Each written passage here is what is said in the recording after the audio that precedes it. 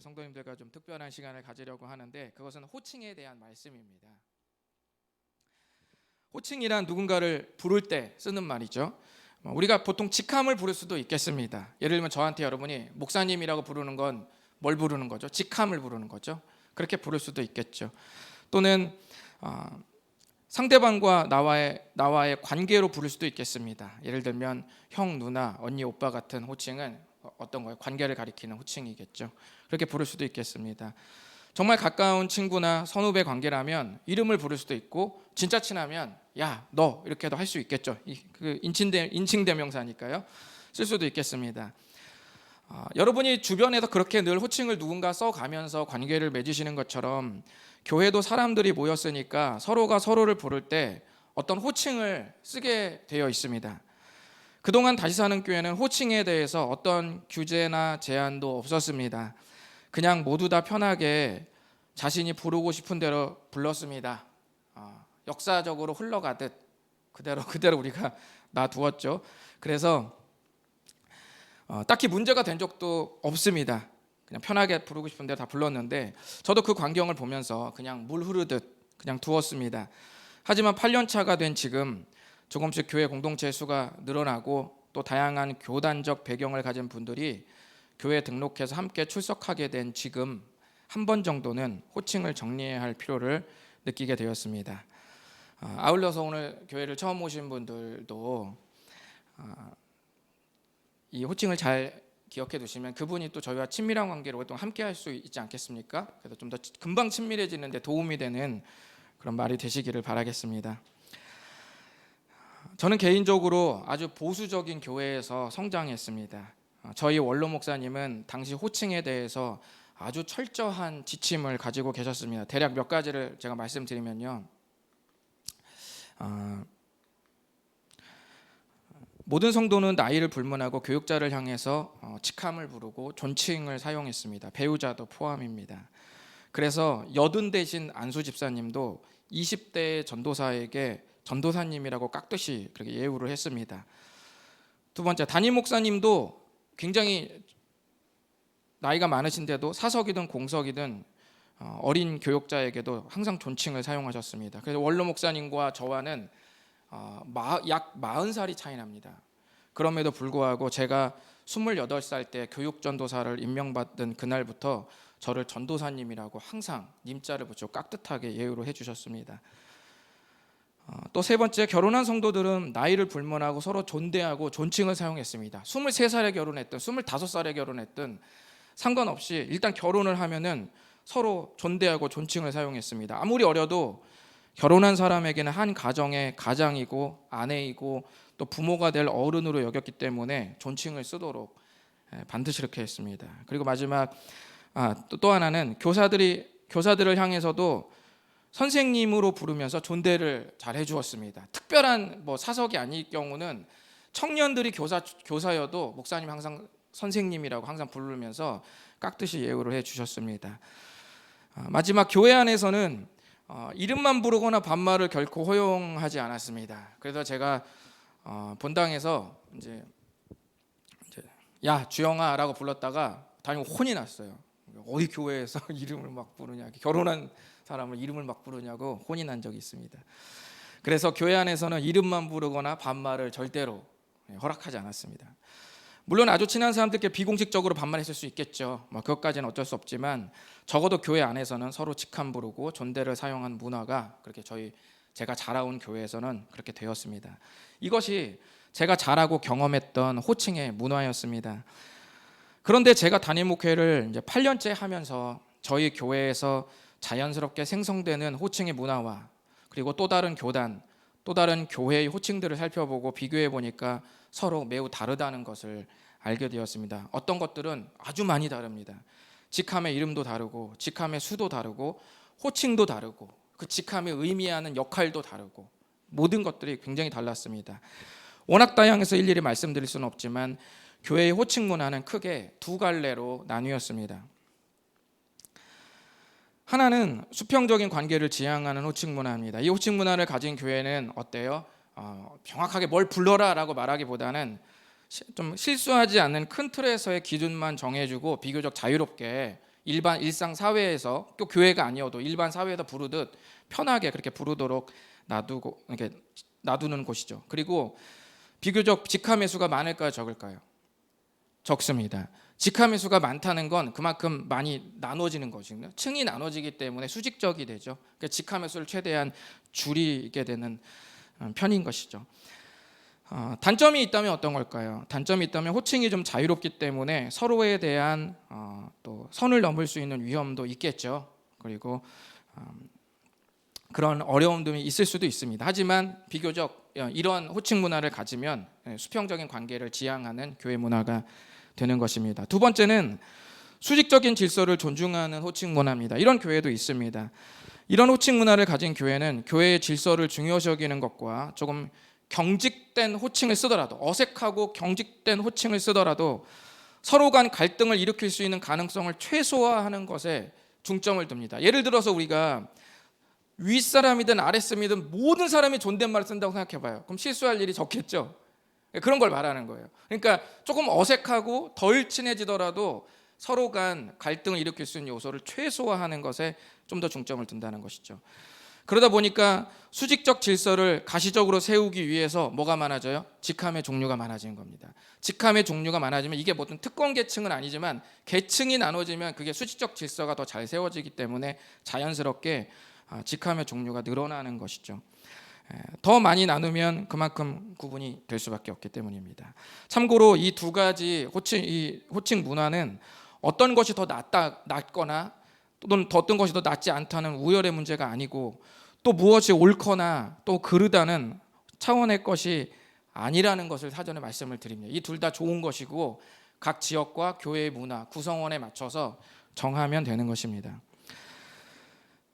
그럼 저희 교회와 또 대표자인 저와 그리고 2주간 설교했던 우리 다사교의 핵심 가치를 비교했을 때 우리는 어떤 호칭 문화를 지향하면 좋을까요? 저는 한 3가지 정도 좀 생각을 해보면서 호칭 문화를 좀 정하기를 원하는데, 첫 번째는 비그리스도인들이 참석할 수 있도록 교회 문턱을 낮추는 것이 저희 교회가 지향을 하고 있습니다. 두 번째는 시대 문화의 수용성이 좋은 교회를 꿈꿉니다. 이것도 장단점이 있습니다. 시대의 문화를 좀 이렇게 단절하는 것이 꼭 나쁜 건 아닌데 어쨌든 저희의 선택은 시대의 문화의 수용성을 최대한 받아들이는 그런 교회 문화를 꿈꿉니다. 그래서 세 번째는 기성세대와 다음 세대 간의 간격을 줄여나가는 교회가 되기를 원합니다. 저희 교회 핵심 가치에 다음 세대가 중요하게 있으니까 그렇습니다. 그러므로 이런 교회 문화를 만들기 위해서 저희는 수직적, 수평적 어떤 걸 지향할까요? 수평적 관계를 지향하는 호칭 문화가 더 낫다고 판단을 내렸습니다. 물론 여기 계신 분들 중에 사람들의 성향에 따라서 조금 더 격식이 있는 걸 좋아하는 분들이 있어요. 격식.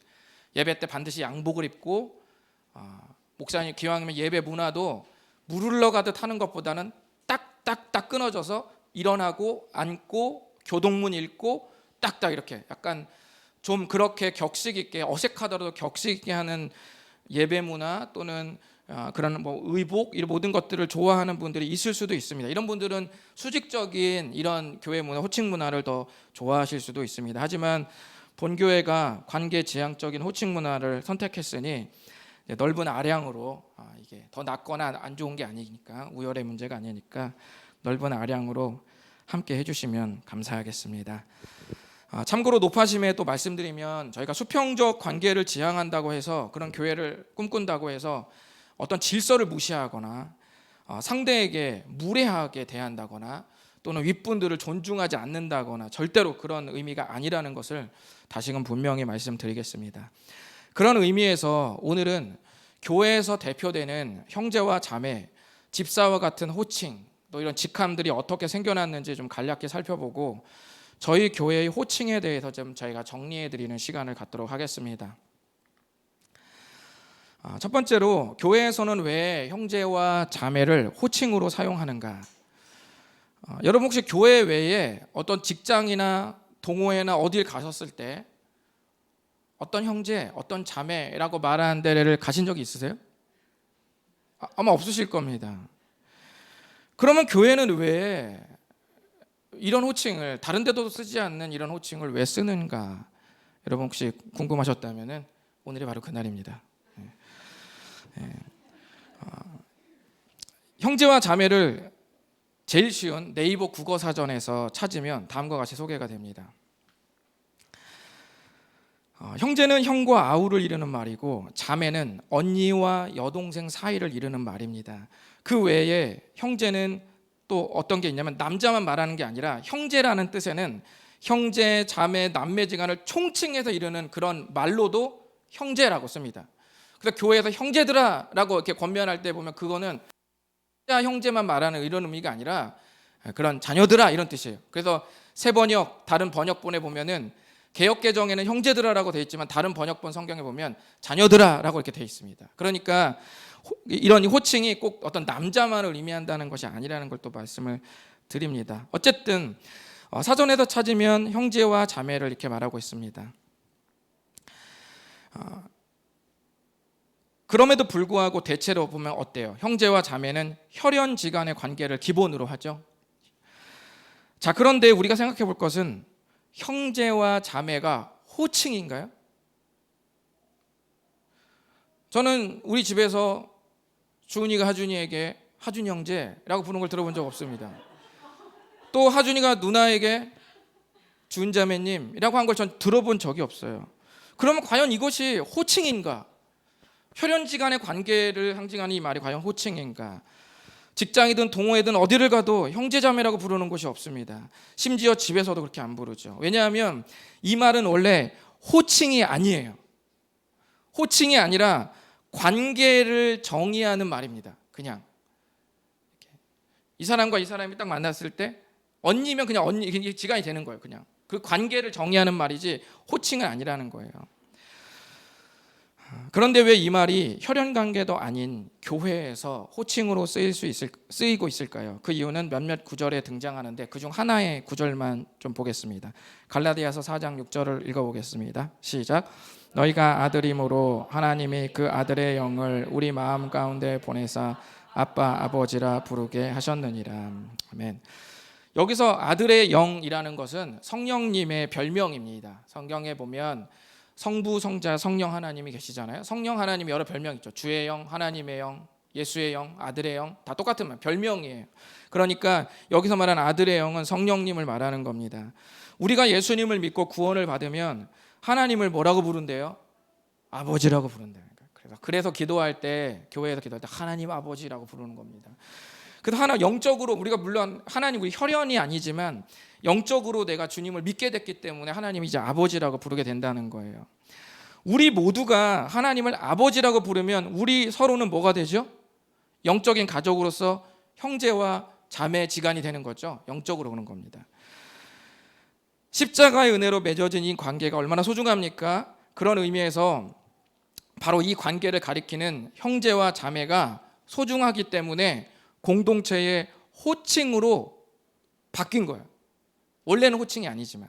그래서 교회에서는 우리 서로가 영적으로 하나님을 믿어서 서로 가족처럼 서로가 서로를 사랑하고 공감하고 함께 울고 함께 웃기로 연대한 가족들이다라는 영적 가족들이라는 의미로 상대를 향해서 호칭은 아니지만 형제, 자매로 이렇게 부르기 시작한 것입니다. 그래서 기본적으로 교회 공동체는 남자에게 형제를 붙이고 여자에게 자매를 붙여서 이런 의미를 늘 되새겨서 함께 신앙생활을 하게 되는 것이죠. 그러므로 우리가 육체적 혈연 관계는 아니더라도 십자가의 피로 맺어진 영적 가족으로서 교회 공동체가 되었다고 말할 수 있습니다. 자, 이제 교회에서 형제와 자매로 부르는 이유를 알게 되었다면 두 번째로 우리가 알아야 할 사실은 보통 교회에서의 어떤 직함들이 주어지잖아요. 그렇죠? 여러분이 흔히 많이 들었던 장로님, 집사님, 권사님 이런 직함들이 있는데 교회에서 이런 직함은 과연 무엇을 의미하는가? 보통 회사의 직급을 좀 말해볼까요? 회사 직급 어떻게 올라갑니까? 주임 다음에 뭐예요? 대리, 그 다음에 대리기사 아닙니다. 그 다음에 대리 다음에 뭐죠? 과장, 차장, 부장 뭐 이게 맞죠? 이렇게 하다가 이제 임원급으로 올라가면 어떻게 돼요? 이사, 상무, 전무, 부사장 뭐 이렇게 되는 거 맞죠? 제가 하는 거 맞죠? 이렇게 올라가는 거 아니겠습니까? 그런데 교회에서의 직책도 이렇게 생각하는 분들이 더러 있습니다. 내가 신앙생활을 좀 오래 하면 내가 이제 좀 집사가 받을 때 되지 않았나, 내가 이 정도 좀 이제 연차가 쌓였으면 안수 집사, 또는 내가 이 나이 됐으면 좀 권사가 돼야 되지 않겠나, 이렇게 좀 내가 올라가야 되지 않겠나라고 생각하는 분들이 있을 수 있습니다. 그래서 그 나이가 되었는데도 교회에서 안수 집사, 권사 직분을 못 받으면 어떤 분들은 굉장히 서운해해요. 불편해합니다. 내가 그만큼 대우를 못 받는다고 생각하기 때문이죠. 교회가 날 인정하지 않는가. 그런데 그런 생각을 가질 필요가 없습니다. 왜냐하면 교회에서 주어지는 모든 직함, 직분은 전부 섬김직입니다. 그러니까 올라감에 따라서 주는 직급이 아니라 섬김직이라는 거예요. 역할직입니다. 직분을 가졌고 그 호칭으로 불려진다는 말은 솔선수범해서 섬겨야 한다는 것을 의미합니다. 먼저 목회자라는 직함, 성경이 어떻게 말하고 있을까요? 베드로전서 5장 3절을 한번 읽어보겠습니다. 시작. 맡은 자들에게 주장하는 자세를 하지 말고 양무리의 본이 되라. 아멘. 3절에는 주어가 없기 때문에 제가 1절을 조금 덧붙여서 얘기했는데요. 성경에서 장로라는 문자적인 뜻은 뭐냐면 연장자라는 말이에요. 원래 문자적인 의미는 장로, 연장자. 그런 말이지만 교회 안에서의 장로는 교회 공동체 전체를 잘 다스리는 교회 지도자를 뜻합니다. 그래서 성경의 장로, 감독, 목사는 전부 같은 의미입니다. 그러니까 이제 저 같은 목회자를 말하는 것이죠. 그러므로 이제 성경은 바로 이 목회자에게 뭘 말하고 있냐면 양무리, 즉 성도들에게 주장하는 자세를 가져. 이건 뭐냐면 강압적이거나 지배하려고 들지 말고 오직 양무리에게 너가 할 것은 본이 되라라고 이렇게 말씀하십니다. 뭐 가정이든 뭐 남편이든 아니면 교회 그리스도인으로서든 아니면 헌신하는 분야에서든 뭐 어떤 교회에서 함께 공동체를 이루는 모든 관계 속에서 기왕이면 모든 영역에서 본이 될 수 있도록 힘을 쓰라고 그렇게 명령하신 바로 그 직책이 목회자라는 것이죠. 그래서 목회자는 성도를 섬기라고 하나님께서 주신 지도자의 직책입니다. 그럼 집사라는 직책은 어떻게 생겨났을까요? 집사는 사도행전 6장에 보면 그 집사의 탄생이 나옵니다. 잠시 짧게 말씀드리겠습니다. 여러분도 알다시피 여기 보면 그때의 제자가 더 많아졌는데 라는 여기는 어느 교회를 말하는 거냐면 예루살렘 교회를 말하는 거예요. 예루살렘 교회, 최초에 생겨진 교회, 예루살렘 교회. 여러분도 알다시피 예루살렘 교회는 단시간 내에 폭발적으로 부흥한 교회입니다. 베드로 설교를 듣고 수천 명이 예수님을 믿고 교회 회원이 되는 일도 발생했어요. 저희가 8년 차인데 이제 저희가 한 30명 정도 이렇게 막 모이는데 예루살렘 교회는 8년이 아니라 아주 순식간에 3천, 5천 명씩 성도 수가 계속 늘어나기 시작했어요. 교회는 성령님의 역사로 활력이 넘쳤고 예수님으로 뜨거워졌습니다. 하지만 항상 좋은 것만은 아니에요. 사람들이 많이 모이면 모일수록 그만큼 어때요? 다양해지죠. 그리고 서로의 이해관계가 엇갈리게 되어 있습니다. 예루살렘 교회의 큰 사역 중 하나는 뭐냐면 가난하고 소외된 사람들을 돕는 사역이었어요. 특히 가난하고 소외된 사람의 계층은 누구냐면 고아와 과부입니다. 왜냐하면 전쟁이 많으니까 부모를 잃고 그럼 고아가 되겠죠. 또는 남편을 전쟁에서 잃으면 아내가 뭐가 돼요? 과부가 되겠죠. 그러니까 그 당시는 그런 가정이 많았어요. 그러니까 그런 사람들은 먹고 사는 게 너무 힘들기 때문에 교회에 그런 사람들이 출석하면 그런 사람들을 잘 양식으로 돕고 살 수 있도록 구제 사역을 하는 것이 그 1세기에는 아주 중요한 사역이었습니다. 그래서 예루살렘 교회에서 그런 사역을 잘 하고 있는데 어때요? 갑자기 사람이 엄청 늘어나니까 이게 좀 과잉이 되기 시작한 거죠. 근데 이 예루살렘 교회에 그 헬라파 유대인과 히브리파 유대인이 있는데 이 사람이 어떤 사람들이냐면 헬라파 유대인은 주로 해외에서 이주한 그리스말을 쓰는 성도들입니다. 그리스말. 그리고 히브리파 유대인들은 다른 데서가 아니라 본토에서 예수님을 믿어갖고 들어온 사람들. 이 사람들은 주로 어떤 말을 쓰냐면 그 당시는 아람어를 썼어요. 그 고대 근동의 팔레스타인 그 인근에는 아람어가 통용어였거든요. 그리스는 오늘날로 말하면 이제 점점 만국 공통어 영어가 되는 것이죠. 점점. 그러니까 그리스말을 쓰는 사람 쪽 파와 이제 본토에서 쓰는 아람어를 쓰는 그 파가 있는 거예요. 예루살렘 교회는 이 두 부류가 있는데 누가 다수고 누가 소수냐? 히브리파 유대인들이 다수고 헬라파 유대인들이 소수예요. 그러니까 누가 소외를 좀 당하겠어요? 소수가 좀 소외를 당하겠죠. 그래서 성경에 보면은 6장 1절에 보면은 구제 사역을 똑같이 해준다고 하는데 지금 이런 일들이 생기기 시작한 거예요. 작은 부류의 헬라파 유대인들이 불만이 극에 달했는데 그것은 자기네들에 속해 있는 과부들이 종종 불평등한 대우를 받았기 때문입니다. 이 당시 예루살렘 교회는 사도들이 지도자로 있었는데 이들이 악감정을 갖고 뭐 일부러 편파적으로 하려 그랬던 게 아니라 너무 급하게 늘어나는 성도 수요에 따라서 행정에 구멍이 생긴 겁니다. 그래서 사도들이 이 문제를 두고 이제는 말을 합니다. 사도행전 6장 2절을 읽어보실까요? 시작. 12사도가 모든 제자를 불러 이르되 우리가 하나님의 말씀을 제쳐놓고 접대를 일삼는 것이 마땅하지 아니하니. 구제 사역이 귀하지만 이 사역이 너무 과잉이 돼서 정작 하나님의 말씀을 가르치거나 전하는 일이 소홀해지는 것이 옳지 않다고, 좋지 않다, 이렇게 여긴 거예요. 그래서 기도하며 방법을 강구한 끝에 그들이 말을 합니다. 3절 읽어보실까요? 시작. 형제들아 너희 가운데서 성령과 지혜가 충만하여 칭찬받는 사람 7을 택하라. 우리가 여기 그들에게 맡기고 우리는 오로지 기도하는 일과 말씀 사역에 힘쓰리라 하니. 아멘. 여기서 선발한 그 7명, 칭찬받는, 성령과 지혜가 충만하고 칭찬받는 7명이 누구냐면 오늘날의 집사를 의미합니다. 이 자체의 본문에서는 집사라는 말이 안 나와요. 그러니까 이게 집사가 맞나라고 생각할 수 있겠지만 같은 성경 사도행전 21장 8절에 보면은 이 7명을 집사라고 이렇게 부릅니다. 그러므로 이 7명이 오늘 이 예루살렘 교회 집사님이 되신 거죠. 여기서 이 집사라고 번역된 단어의 원래 뜻은 일꾼 또는 봉사자라는 뜻이에요. 그래서 집사가 섬김직이라고 말하는 게 뭐냐면 집사라는 뜻 자체가 일꾼, 봉사자라는 뜻입니다. 그러므로 교회에서 어떤 직함을 맡았다는 의미는 교회 공동체를 위해 자신의 자유를 거룩한 목적에 할애하겠다라는 뜻입니다. 그리고 교회 공동체를 더 섬기겠다는 의미로 직함을 받는 것입니다. 직급으로 올라가는 게 아니고요.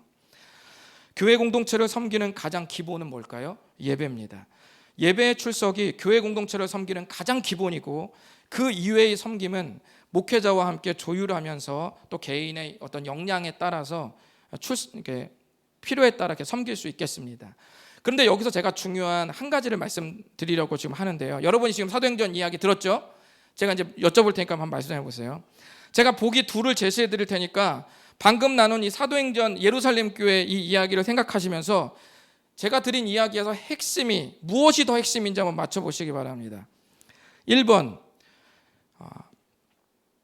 반드시 집사만을 교회의 직책으로 두어야 한다. 2번째, 2번, 교회의 직책은 교회 공동체를 더 잘 섬기기 위해 생겨났다. 1번과 2번 중에 뭐가 더 핵심인 것 같습니까? 딱 봐도 느껴지죠? 2번이에요. 지역교회의 직책은 시대가 변하고 문화가 다양해지면서 그만큼 전문적 분야가 생기게 되고 직책의 용어도 조금씩 바뀌게 됐습니다. 혹시 여러분 성경에서 전도사를 한번 찾아보십시오. 절대 안 나옵니다. 만약 전도사를 찾으면 제가 집을 사드리겠습니다. 대신 못 찾으면 여러분이 제 집을 사주셔야 돼요. 절대 없습니다. 그런데 오늘날은 우리가 편하게 전도사나 호칭을 다 쓰잖아요. 그러니까 호칭이라는 것은 이 직책을 만들어낸다라는 것은 어떤, 제가 왜 이야기를 하냐면 여러분은 잘 모르실 수도 있겠지만 교단에 따라서 아주 보수적인 데는 집사 외에는 아무 직책도 두지 않는 걸 성경적이라고 말하는 곳도 있어요. 그래서 제가 말씀을 미리 드리는 겁니다.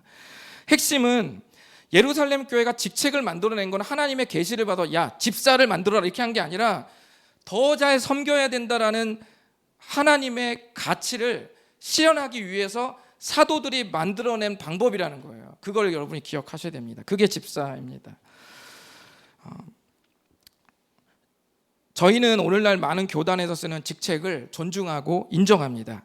저희는 쓰지 않더라도 장로, 권찰, 강도사 이런 호칭들을 모두 존중하고 동일하게 인정합니다. 하지만 저희가 선택한 관계지향적 호칭 문화를 위해서 너무 많은 직책과 호칭을 만들지 않는 것을 앞으로도 저희는 지향할 것입니다. 지금까지 간략하게 교회에서 형제와 자매, 목사와 집사라는 호칭과 교회 직책이 무엇을 의미하는지 좀 나누었습니다. 구원을 받고 신앙의 연륜이 쌓이면서 신앙이 성숙해지면 자연스럽게 교회의 직분과 직책을 받게 되는데, 그것은 모두 섬김을 위한 것이 목적임을 마지막으로 말씀드립니다. 아울러 성경에 기록되지 않은 다양한 직책의 이름들은 지역과 문화와 시대에 맞춰서 더 잘 섬겨야 한다는 성경의 가치를 실현하기 위해 생겨난 것임을 말씀드립니다. 여기까지 이제 제가 다시 다 말씀드렸거든요. 어렵지 않으시죠? 이제부터 저희 교회에 이제 이것을 숙지한 상태에서 저희 교회의 호칭을 간략히 정리해 드릴 텐데요. 뭐 대단히 새롭고 뭘 막 바꿔서 부르는 뭐 그런 게 없습니다. 다만 다음과 같은 세 가지 기준으로 저희 교회가 정리할 필요를 느꼈다는 걸 여러분에게 좀 말씀을 드립니다. 왜 8년차 때, 왜 1년차 때 안 하고 왜 8년차 때 하느냐? 관계지향적 호칭 문화를 만들기 위한 것. 두 번째, 교단별 소소한 차이를 조율하기 위한 것이 있습니다. 관계지향 첫 번째는 너무 많은 직함의 종류를 나누지 않겠다는 것이고요. 두 번째는 교단별 소소한 차이를 조율하기 위한 이유가 있습니다. 왜냐하면 어떤 교단에서는 높여서 부르는 말이 이쪽 교단에 가면 낮춰서 부르는 말입니다. 그러니까 이게 문제가 되겠죠. 그리고 어떤 교단에서는 이 직함이 이 역할을 의미하는데 이쪽으로 가면 그 직함이 그 의미를 의미하지 않아요. 그러니까 굉장히 상이한 것이죠. 그래서 이런 부분들, 우리들은 지금 우리 다국적 교회잖아요. 여러 교단의 총집합이잖아요. 그래서 한국 교회를 이렇게 쭉 표본을 뽑아가지고 딱 보면 우리 교회가 딱 그렇게 되어 있는 겁니다. 모든 교단이 다 들어와 있는, 너무너무 아름답고 성경적인 교회입니다. 그런데 제가 그래서 이 많은 차이들이 저희에게 있기 때문에 제가 이거를 조율하려고 하는 거예요. 그래서 어느 편을 들거나 그러는 게 아니라 나름 중립적인 노선에서 서로가 조금씩 한 발씩 양보해서 호칭을 만들어 나가야 되기 때문에 제가 8년차 때 이 말씀을 드리는 것입니다. 그리고서 마지막 세 번째는 비그리스도인들이 들었을 때 가장 덜 이질적인 호칭. 너무 새로운 걸 많이 만들어내서 새로운 사람이 교회를 나왔는데 도대체 도통 무슨 말, 막 여기서 막 깡통이라 그러고 막 저기는 막 들어보지도 못한 직함을 막 만들어내서 새로운 사람이 왔을 때 이거 뭐야, 뭐 무슨 2단일수록 이상한 호칭이 많잖아요. 그래서 드라마에서 뭐라고 그랬어요? 새하늘님이라고 그랬잖아요. 드라마에 저한테 새하늘님이라고 그랬거든요. 그러니까 새로운 호칭, 이질적인 호칭을 많이 만들어낼수록 우리끼리는 돈독해질 수 있어요. 왜냐하면 우리는 아니까. 그렇지만 새로운 사람이 유입됐을 때는 여지없이 문턱이 높다라는 걸 생각하셔야 됩니다. 그래서 저는 진리를 제외하고 복음을 믿는 걸 제외하고 굳이 문턱을 만들기를 원치 않습니다. 비진리, 비본질은 모두 다 허물어뜨리는 게 좋다고 개인적으로 생각을 합니다. 최대한 양보할 수 있는 것은 양보하는 게 좋다고 생각합니다. 자, 이런 원칙의 하에서 지금부터 잠깐 말씀드리면, 첫 번째, 성도들이 교역자에게 여기서는 공적인 자리에든 사적인 자리에서든 기왕이면 교역자의 직함을 불러주십시오. 저에겐 목사, 우리 전도사님들에겐 전도사님이라고 불러주십시오. 연령과 관계없이 기왕이면 존대해 주시면 감사하겠습니다. 그리고 교역자의 아내는 함께 된 부부로서 사모라는 호칭을 불러주시고 또 존대해 주시면 감사하겠습니다. 담임 목회자와 교역자들은 하나님으로부터 소명을 받아서 교회를 섬기는 소중한 사람들입니다. 하지만 또 동시에 제일 일선에 앞장서서 우리가 섬겨야 될 종이기도 합니다. 종이기도 하지만 또 교회 공동체로부터 존중받아야 될 또 그런 사람들이기에 호칭으로도 그 존중을 표현하는 것이 바람직하다고 믿습니다. 당장은 입에서 잘 안 나올 수도 있겠는데요. 저도 노력할 테니까 조금씩 바꿔나가면 좋을 것 같습니다. 성도가 성도에게 기본적으로 직함이 있는 분들은 직함을 불러주시면 됩니다. 집사님, 비서장님 이렇게 불러주시면 됩니다. 그 외에는 서로가 부담스러워하지 않는 범위 내에서, 모든 사람이 직함을 받은 사람들은 아니잖아요. 그죠? 집사 이런 직분이 없는 사람도 있으니까 그런 부분들은 일상 사회에서 부르는 것처럼 편하게 그런 부담스러워하지 않는 내에서 불러주시면 됩니다. 그러니까 상호 서로 합의가 된 그런 호칭들 있잖아요. 편하게 그냥 불러주시면 되고, 단 기본적으로는 존댓말을 쓰지만 상호 합의했다는 전제 안에서는 편안하게 친근한 그런 반말이나 반존대를 사용해도 좋습니다. 어떤 사람이 반존대가 좀 설렌다고 그러더라고요. 야, 밥 먹었어요? 뭐 이렇게 이런 거. 설렌다고 해서 제가 그래도 저도 만들어냈어요. 나는 존반말을 해야겠다. 그래서 형제님 밥 먹었냐? 이렇게 오히려 존반말을 하는 것도 설레가지고, 어쨌든 뭐 상호가 협의 된다면은 서로 편하게 이렇게 뭐 반말 존댓말 섞어 가시면서 서로 설레게 하는 그런 관계를 맺어주시면 좋을 것 같습니다. 뭐 때로는 언니, 오빠, 형님, 누나 같은 가족적 호칭 괜찮습니다. 청년들은 뭐 지금처럼 똑같이 하시면 됩니다. 그냥 이름을 부르거나 또 아래 그러니까 후배는 또 선배에게 그냥 뭐 오빠, 언니, 형, 뭐 누나 이렇게 불러도 괜찮습니다. 편하게 하시면 되실 것 같고요. 단 공적인 자리에서만 상대를 가리켜 말할 때는 이름 뒤에 형제나 자매 또는 형제님, 자매님을 꼭 넣어서 예우를 갖춰 불러주면 좋겠습니다. 그러니까 예배 때라든지 공적 장소에서 말씀드리는 것입니다. 그 다음에 기혼자와 청년, 여기도 대체로 기혼자가 연장자일 가능성이 있죠. 그러니까 이제 편하게 청년들을 편하게 대할 수 있습니다. 그리고 청년들의 그 합의가 됐다는 전제하에서 편하게 반말로 애정 있게 해줘도 괜찮습니다. 다만 이런 경우도 있어요. 청년이 기혼자보다 더 나이가 많을 수도 있습니다. 그리고 앞으로 시대는 청년이 기혼자보다 더 나이가 많은 사람이 더 늘어날 겁니다. 반대일 경우에도 똑같습니다. 서로 합의하에 그냥 편한 호칭으로 서로 선택해서 사용하시면 됩니다. 단 항상 공적 자리에서는 상대를 가리켜 말할 때 존칭을 사용하는 것이 필요하겠죠. 마지막입니다. 이제 끝났습니다. 이 부분인데요.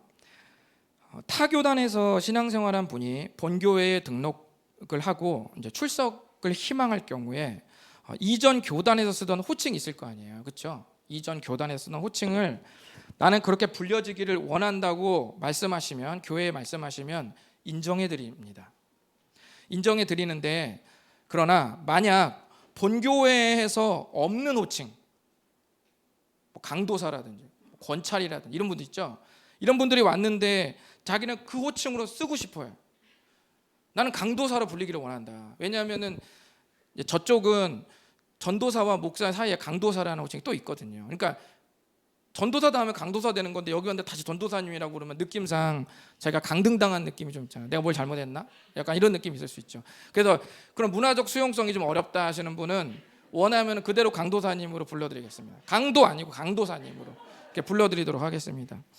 장로님도 마찬가지입니다. 장로교에서 장로님은 굉장히 영예로운 직책이에요. 영예로운 직책이고 그만큼 헌신하고 그만큼 굉장히 오랜 동안 희생을 해서 받은 영광스러운 직분이기 때문에 욕심이 아니라 그 직분을 놓지 않기 원하는 분들 많이 있습니다. 그런 분들이 만약에 교회를 오실 경우 대부분은 좀 나이가 있으신 분들이겠죠. 그런 분들은 그 영예로운 호칭을 그대로 저희가 불러드립니다. 그래서 이런 걸 뭐라 그래요? 장로의 역할은 우리 교회에 없으나 그분의 영예로운 호칭을 존중해서 호칭 장로님으로 불러드린다는 의미입니다. 그래서 그분이 원할 경우 이렇게 장로님으로 불러드리겠습니다. 하지만 특별한 직함이 없을 경우에는 지금 제가 얘기한 본교회 호칭 문화에 따라서 자연스럽게 이렇게 부릅니다. 여러분 들었는데 우리 또 기억이 안 날 수 있어요. 또 기억이 안 날 겁니다. 그래서 제가 이거는 한 페이지에 해서 밴드에다 올려놓을 거거든요. 그러니까 언제나 좀 헷갈리거나 그럴 때는 그냥 보시면서 참조하시고, 제가 만약에 여기에 해당되지 않는 또 어떤 그 사각지대가 있을 거예요. 이걸 이렇게 어떻게 부르죠? 이럴 수 있는데 제 핵심 요지는 알겠죠? 우리가 관계지향적인 걸 추구하기 때문에 반드시 어떤 호칭을 써야 된다라는 의미보다는 좀 더 자유롭게 하자는 게 취지니까, 만약에 그런 사각지대가 발생되거들랑 서로 합의하셔서 서로에게 좀 상처가 되거나 부담 주지 않는 선에서 그런 호칭과 말투를 맞춰 나가시는 것이 저희 교회가 지향하는 것이라는 것 다시 한번 말씀드리겠습니다. 자, 이렇게 해서 모두 제가 말씀을 드렸습니다.